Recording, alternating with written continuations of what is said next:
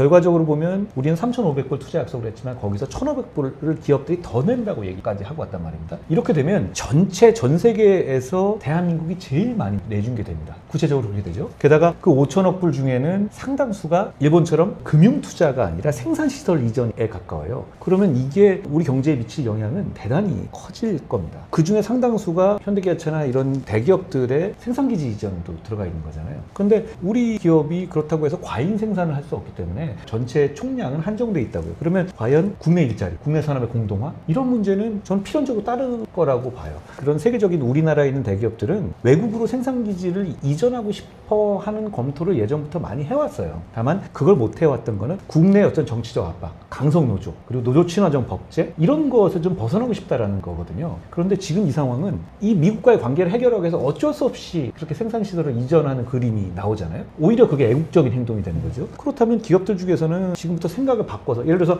AI 위주의 공장을 만든다. 지금 우리나라에서는 안 됩니다. 그게 노조와의 동의가 필요하거든요. 그걸 하나의 기회로 생각할 수도 있는 상황 같아요. 그런데 문제는 그걸로 인해서 국내 산업의 공동화와 우리 좋은 일자리가 줄어드는 부작용의 문제를 분명히 우리가 맞닥뜨리게 될 것이다. 그러니까 이 외교 문제가 단순하게 자존심의 문제가 아니라 정말 우리 국민 개개인의 민생과 실생활의 문제로 결국은 우리에게 돌아올 것이다 라고 생각합니다. 그런 의미에서 좀 전반적으로 봤을 때 느낌표보다는 물음표가 많았던 결과였던 것 같아요. 외교 문제는 전적으로 국익 우선이라고 생각합니다. 진영 간의 다툼은 외교나 국익 앞에서는 멈춰서야 하고 다만 그 현재 상황을 명확하게 인식해야만 우리가 대응할 수 있다는 거죠.